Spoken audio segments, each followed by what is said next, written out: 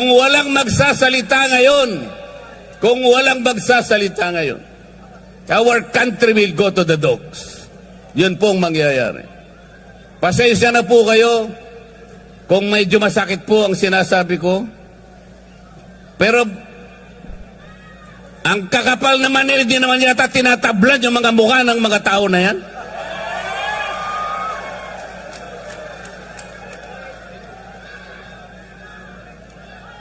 Tulungan niyo po kami.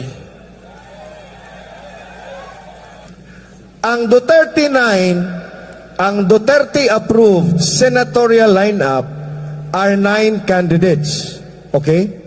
Of the 9 senatorial candidates, 6 of them are officially from PDP Laban. Incumbent Senators Bongo and Bato de la Rosa, Attorney Jimmy Bondoc, Attorney Raul Lambino, and Attorney J.V. Hinlo. In addition, at si Philip Salvador, no, yung premiadong aktor. So in addition to the 6, no, merong inendorso in his personal capacity si PRRD. One of them is Sagip Party List Congressman Rodante Marcoleta. Second is Pastor Apollo Kibuloy, and third is the only endorsed officially by Maisog, hakbang ng Maisog, Attorney Vic Rodriguez. And because all these candidates, no, are like-minded candidates na iisa lang ang hangarin at are in line with the Duterte brand of governance, no, they were officially adopted as the official lineup of PRRD. And the PDP Laban also came out with a statement, no, adopting officially the 3 candidates for senator. So ngayon, we now have a 9-man slate for the Senate. So kulang og tulo, no? So without further ado, we would like now to give the floor and the stage. Isa sa pinakamaisog at pinakamatapang na tumayo for our rights dyan sa House of Representatives. No other than Sagip Congressman Rodante Marcoleta. Senator Rodante Marcoleta. Magandang gabi po sa ating lahat. Gusto ko po kayong makasama ngayong gabi sapagkat alam ko kayong lahat na nandito ngayon ay matatapang. Yes. Kasi po sa House of Representatives, konti na lang po yung matatapang doon. Kaya sana gusto ko silang imbitahin lahat dito para tumapang naman sila. Para ipagtanggol nila ang karapatan ng bawat isang mamamayang Pilipino. Tingnan po ninyo ang nangyari sa akin. Pati hopya po na kinakain ko, inaagaw na nila sa akin. Napakawalang hiya nila. Puro salbahe. Wala naman akong ginawang masama. Sinasabi ko lamang sa kanila, mali po ang ginagawa ninyo. Ito po ang dapat nating gawin. Ito ang dapat nating ayusin sapagkat ito ang nasa ating rules and regulations. Ayaw naman po nilang makipagdebate. Hindi naman sila siguro mananalo sa debate. Ginugulo na lamang nila ako. Puro panggugulo. Kaya sabi ko pupunta na lang ako sa Cebu.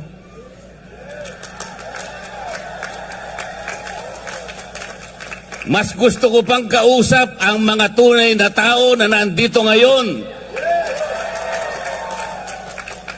Sapagkat sila, alam nila ang problema ng ating bansa ngayon. Ang presyo po ng bilihin ngayon, lalong-lalo na po ang pagkain, masyado na pong mataas. Kawawa na po ang ating mga kababayan, lalo na po yung nasa panig ng mahihirap. Hindi po nakikita ngayon ang problema na yan. Kaya lalong lumubha ang kahirapan sa ating bansa dahil sa korupsyon. Lubog na po tayo sa korupsyon ngayon. Kaya humirap ng humirap ang ating buhay. Tingnan po ninyo, halos 30% po ng pera ng bayan ay napupunta lang sa korupsyon. Ano po ang epekto nun? Pati education nagsasuffer. Pati public health nagsasuffer. Sinasabi ko po sa kanila ito, ngunit imbes na pakinggan nila ako, itinuring nila akong kalaban nilang lahat. Tinanggalan po ako lahat ng committees sa House of Representatives. Ipinaglalaban ko lang naman na ibaba natin ang presyo ng kuryente sa bansang ito. Tinanggal po nila ako sa Committee on Energy. Inobjekan ko po yung bill na sinusulong nila doon sa Nordeco, sa bandang Mindanao, at doon sa Samselco, sa Zamboanga City. Ang sabi ko, pagka inapprove nyo ang bill na ito, lalong tataas ang presyo ng kuryente sa bahagi na yan ng Mindanao. Ayaw po nilang maniwala. Lahat po ng mga panukalang batas na ifinail ko na 10 bills, hindi po nadinig yun. Ayaw nila. Wala silang pakialam sa inyong kapakanan. Ang gusto nila siguro, tumaas ang kuryente sa ating bansa. Alam po ba ninyo kung ano yung pinapangunahing layunin ng batas sa kuryente? Ang sabi ng batas, let us ensure the delivery of affordable rates of electricity to every Filipino. Affordable. Sa Bisaya, barato. Barato ba ang presyo ng kuryente sa Cebu?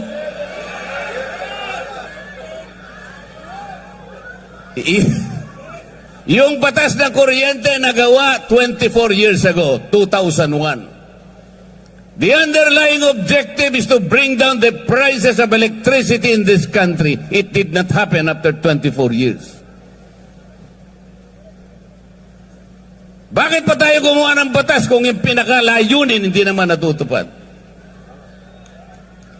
Tayo na po ngayon ang pinakamataas ang kuryente sa buong Asya. Yan po ang totoo. Kaya humirap na ng humirap ang ating buhay. Ako dahil ako'y nakikipaglaban sa karapatan at sa katwiran, wala na po akong committee ngayon. Pati po yung aking mga allowances tinanggal na rin po. Pati po yung aking membership sa commission and appointments tinanggal na rin po. Pati po yung mga pinadadaan sa akin na pantulong sa mga may sakit, yung mga guarantee letters na binigay namin, yung mga pondo namin sa ospital, biglang finraise po lahat. Gusto nilang parusahan si Dante Marcoleta. Hindi po ako ang napaparusahan, yung kababayan po nating may sakit na gusto nating tulungan. Ganito na po ang nangyayari sa House of Representatives. Tingnan po ninyo ang nangyari. They impeached the Vice President.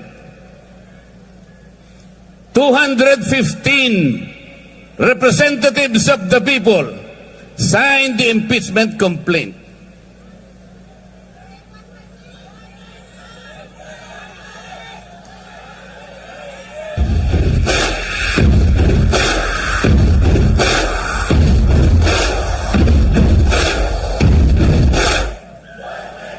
Walang basihan ang impeachment complaint. There is no basis for that. Tinangka nilang usisain yung confidential funds daw ng Vice President. I asked them, okay, kung gusto ninyong umpisahan ang pag-iimbestiga ng confidential funds, bakit ito lamang opisina ng Vice President ang iniimbestiga ninyo? There are more than 400 offices and agencies of government which are recipients of confidential funds. And they too were notified by the Commission on Audit to submit some kind of requirements. I asked them, ipaliwanag nyo nga bakit in-isolate nyo? Why did you only target the office of the Vice President? Why?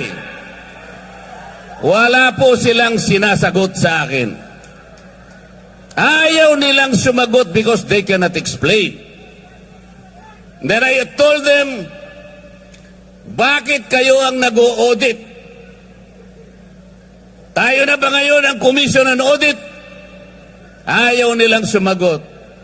I told them, the last time I checked, there is only one office tasked by the Constitution to perform audit and investigation of the expenditures of public funds.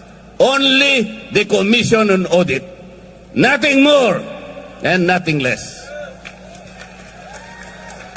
Sabi ko sa COA, Mr. COA, ayaw sumagot ng mga kasama kong magagaling. They cannot probably explain why they usurp your responsibility. Kayo ang sumagot. Bakit ninyo sinurrender ang inyong tungkulin dito sa komisyon, dito sa komite na kung tawagin ay Committee on Good Government? Actually, Committee on Bad Government yun eh. Sabi ko sa COA, meron pa bang opisina bukod sa inyo ang binigyan ng karapatang mag-audit? Ang sagot ng COA, wala na po. Ibig nyo sabihin, exclusive kayo dito? Opo. Eh bakit ninyo binigay sa House of Representatives ang tungkulin ninyo? Yung audit po, nag-uumpisa lang mag-audit. Initial findings pa lang. Wala pang conclusion. There is no finality of judgment. Everything else is questionable. Everything else is assailable and appealable. Pero kinuha ng House of Representatives. Paano nangyari ito? Ayaw po nilang sumagot. Isang tao lang ang nagdidikta sa House of Representatives. Napapirma niya ang mahigit na 200 na kasamahan ko sa House of Representatives. Paano nangyari yun? Did the more than 200 representatives consult their constituents kung pipirma sila o hindi? They did not consult anybody. Sila lang ang desisyon kasi mawawalan daw sila ng projects. Mawawalan sila ng akap. Mawawalan sila ng ayudang ibibigay. Para sa ganon ipamigay sa mga botante na akala nila'y mabibili nila ang boto ninyo. Sa mga matatapang na mamamayan ng Cebu, kung kaya po ninyong huwag tanggapin, huwag po ninyong tanggapin. Kung kaya po na huwag tanggapin, huwag tanggapin. Dahil ito lamang ang magsisilbing sampal sa kanilang mga mukha. Gusto kong sampalin ninyo ang kanilang mga mukha.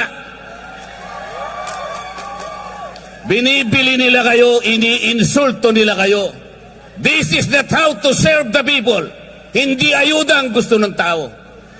Ang gusto ng tao, you provide the conditions to grow the economy, magkaroon sila ng trabaho, mabuhay sila ng marangal. Yun ang gusto ng tao. Yun ang gusto ng tao. About a month ago, a group of people converged in Luneta and elsewhere in the parts of this country, generating more than 4 million people in that peace rally. That was 1 month ago. Alam po ninyo yan. Ang pakiusap ng grupo na yon, magkaisa ang Pilipino, magkaroon ng kapayapaan, para harapin natin ang malalaking hamon at problema ng ating bansa. Ipinakiusap sa rally na yon, huwag tayong mag-awak kakawatak-watak. Huwag na po nating ituloy ang impeachment sapagkat ito ang simula ng pagkakawatak-watak ng Pilipino. It was a peaceful rally. Nakiusap ang mahigit na 4 na milyong Pilipino. Ito lamang ang paraan para sumulong ang ating bansa. Hindi pinakinggan ang boses ng ganong kalaking bilang ng mga tao. The Speaker of the House of Representatives defied the voice of the people. Vox Populi, Vox Dei. The voice of the people is the voice of God. Salus Populi est suprema lex. The welfare of the people is the supreme law. Mga kababayan, ang laki po ng pagpapasalamat ko sa gabing ito sa inyo. Nakatagpo ko ang mga matatapang.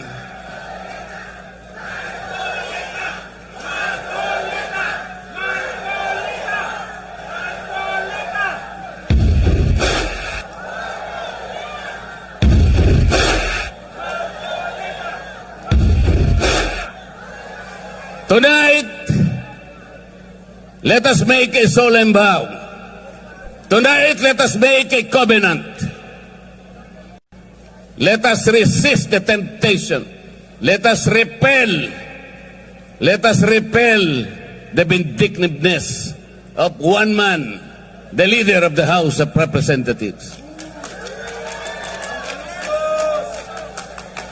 He is responsible in weakening our institutions. Kinuha nila yung pera ng PDAP. Kinuha nila yung pera ng PDIC. Kinuha yung pera ng DBP. Kinuha ang pera ng PhilHealth. Kinuha lahat ang mga pera para ilagay sa project ng DPWH. Let us resist that. Let us say no. These people now gathered tonight have the capacity to do that. Let the terms of this covenant reach the shores of Tacloban City. Yes. To remind that man from Tacloban that he cannot lord over, that he cannot change the destiny of our people.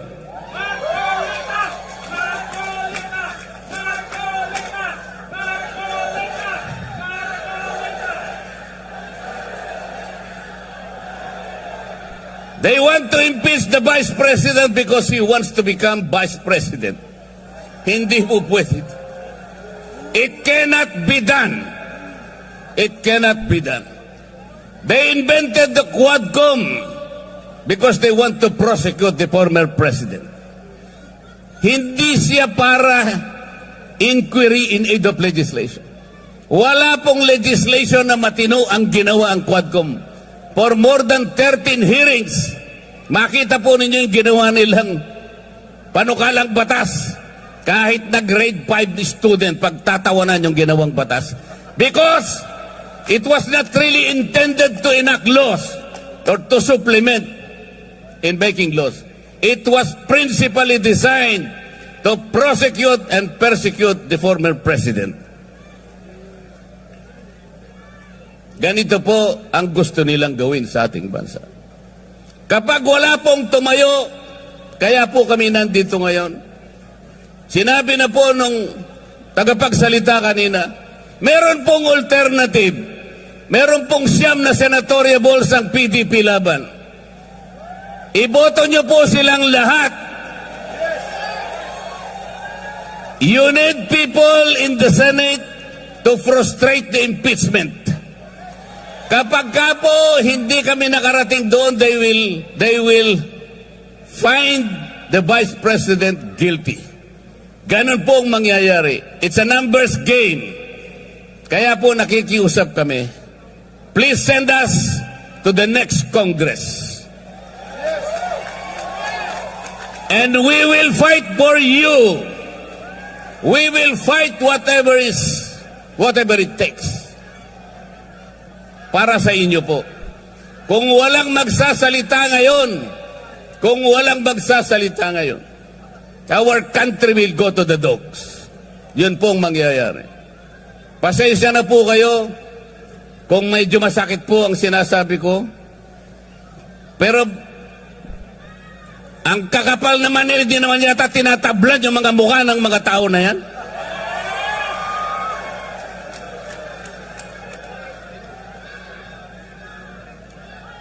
Tulungan niyo po kami. At bago ako magtapos, meron po akong ibubulong sa inyong lahat. Gikan sa akong kasing-kasing, gihigugma ko kamong tanan. Ano po?